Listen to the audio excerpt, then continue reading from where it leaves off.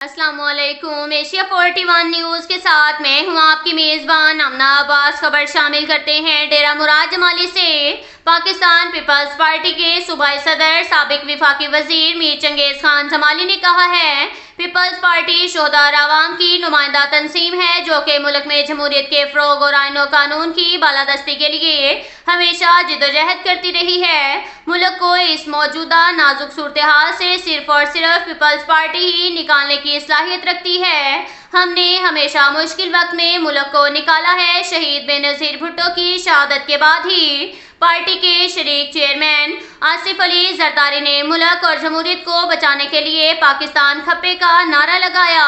انشاءاللہ تعالی پارٹی کی بڑھتی ہوئی مقبولیت سے اندازہ لگایا جا سکتا ہے کہ آئندہ جنرل الیکشن میں پیپلز پارٹی کلین سویپ کرے گی اور بلاول بھٹو زرداری ملک کے وزیر اعظم ہوں گے۔ ان خیالات کا اظہار انہوں نے اپنے آبائی گاؤں کشمیر کوٹ میں پریس کلب ڈیرہ مراد جمالی کے سینئر نائب صدر علی جان منگی، جنرل سیکرٹری کے بی منگی کی قیادت میں ملنے والے صحافیوں کے گروپ سے گفتگو کرتے ہوئے کیا۔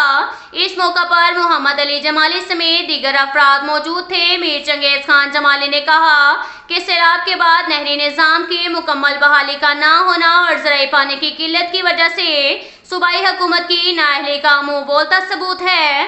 پارٹی کے چیئرمین بلاول بھٹو زرداری اور آصف علی زرداری کا واضح احکامات ہیں کہ سندھ سے بلوچستان کو اس کا حصہ مکمل پانی ملنا چاہیے۔ مگر ایریگیشن انتظامیہ کی نااہلی کے سبب خریف کے سیزن میں پانی کے اکثر بحران کا سامنا کرنا پڑتا ہے۔ انہوں نے کہا بلوچستان میں پیپلز پارٹی کو عوامی سطح پر بھرپور پذیرائی حاصل ہو رہی ہے اور لوگ دیگر پارٹیوں سے تنگ آ کر پیپلز پارٹی میں شمولیت اختیار کر رہے ہیں۔ وفاق اور بلوچستان میں مستقبل میں ہماری ہی حکومت ہوگی۔ انہوں نے کہا کہ پیپلز پارٹی ہی ملک میں ترقی اور خوشحالی لا سکتی ہے۔ ماضی میں آغاز حقوق پیکیج کے تحت بلوچستان میں 5000 نوجوانوں کو روزگار کے مواقع فراہم کیے گئے اور 18ویں ترمیم کے ذریعے صوبوں با اختیار بنایا گیا۔ NFC ایوارڈ کے ذریعے صوبے سے پسماندگی کا خاتمہ کیا گیا اور ترقی خوشحالی کا جو بنیاد رکھا گیا، شاید آج تک کسی اور بھی حکومت نے بلوچستان کے لیے ایسا کوئی اقدام کیا ہوگا۔ کارکن اور ورکر کو چاہیے کہ وہ پارٹی کو مزید فعال اور منظم کرنے کے لیے بھرپور قوت کے ساتھ عوامی رابطہ مہم کو تیز کریں۔ اب تک کے لیے اتنا ہی کافی ہے۔ ملتے ہیں اگلے بلیٹن میں، ہمارے ساتھ